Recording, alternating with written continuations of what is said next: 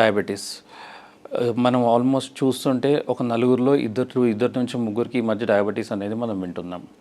డయాబెటీస్లో రకాలు ఉన్నాయి. Diabetes type 1 and type 2 diabetes. Type 1 డయాబెటీస్లో పిల్లల్లో మనం చూసేది ఉంది. సో దాంట్లో ఏంటంటే మనం ఇన్సులిన్ 3 పూటల నుంచి 4 పూటల వరకు కూడా ఇన్సులిన్ ఇస్తూ ఉంటాము. Usually short acting, long acting insulin 2 రకాలు ఉంటాయి.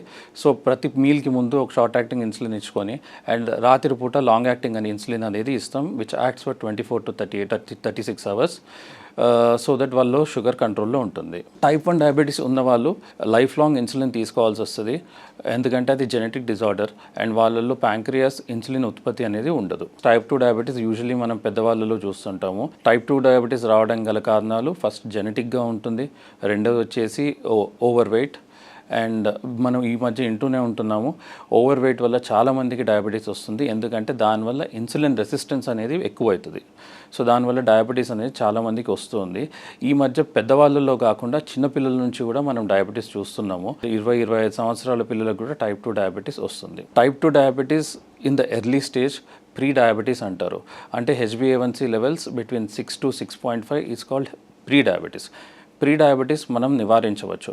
అక్కడ నుంచి మనం డైట్ కంట్రోల్ చేసుకొని వెయిట్ తగ్గి రెగ్యులర్గా ఎక్సర్సైజులు చేస్తూ ఉంటే వెయిట్ తగ్గడంతో పాటు HbA1c కూడా తగ్గుతుంది అండ్ మనం మందులు తీసుకోవడం కూడా ప్రివెంట్ చేయొచ్చు. అండ్ డయాబెటీస్ వచ్చిన వాళ్ళల్లో డైట్ ఇస్ చాలా ఇంపార్టెంట్. మందులు తీసుకోవడమే కాదు, డైట్ కూడా చాలా ఇంపార్టెంట్. వాళ్ళు ఎక్సర్సైజ్ చేయడము, డైట్ పర్ఫెక్ట్గా తీసుకోవడము and regular diabetes sugar check చేయడము అనేది చాలా ఇంపార్టెంట్. డయాబెటీస్ ట్రీట్మెంట్లో ఓన్లీ మెడిసిన్స్ ఒకటే కాకుండా స్ట్రెస్ లెవెల్స్ తగ్గించుకోవడము, బరువు తగ్గడము, ఆరోగ్యకరమైన ఫుడ్ తినడము అండ్ స్వీట్స్ వంటివి అవాయిడ్ చేయడము, ఇవి చాలా ఇంపార్టెంట్.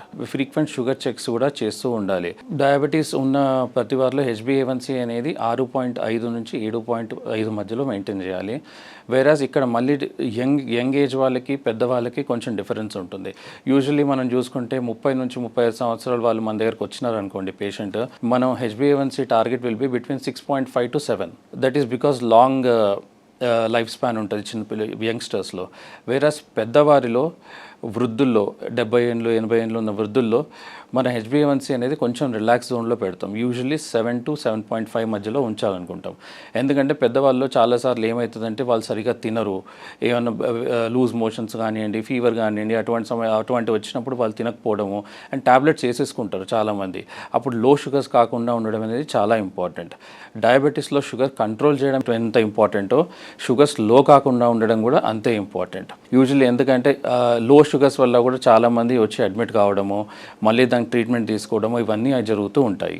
డయాబెటీస్ వల్ల మన బాడీలో ప్రతి ఆర్గాన్కి ఎఫెక్ట్ వచ్చే ఛాన్స్ ఉంటుంది. లైక్ మన కళ్ళు, కిడ్నీ, హార్ట్, రక్తనాళాలు, వీటి అన్నిట్లో ప్రాబ్లం ఉంటుంది. అన్నిట్లో ఇబ్బందులు వచ్చే ఛాన్సెస్ చాలా ఎక్కువ ఉన్నాయి.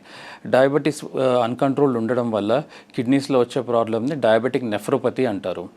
ఇటువంటి వారి స్క్రీనింగ్లో మనం యూరిన్ పరీక్ష చేయాలి. యూరిన్ పరీక్షలో ప్రోటీన్ వెళ్తుంది అనుకోండి, that's the early indicator of diabetic kidney disease.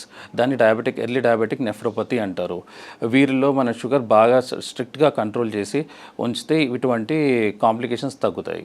Diabetes ఉన్న వారిలో fasting sugars and post prandial sugars అనేది చూసుకోవాలి అందరూ. Fasting sugar should be between 100 to 110 and తిన్న తర్వాత షుగర్ అనేది 150 నుంచి 180 మధ్యలో ఉండాలి.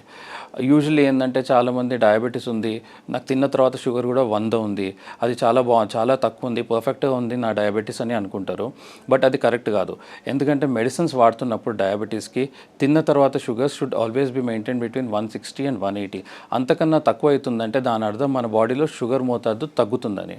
సో దానికి హైపోగ్లైసిమియా అంటారు. సో షుగర్ ఎక్కువైనా నష్టమే, షుగర్ తక్కువైనా నష్టమే.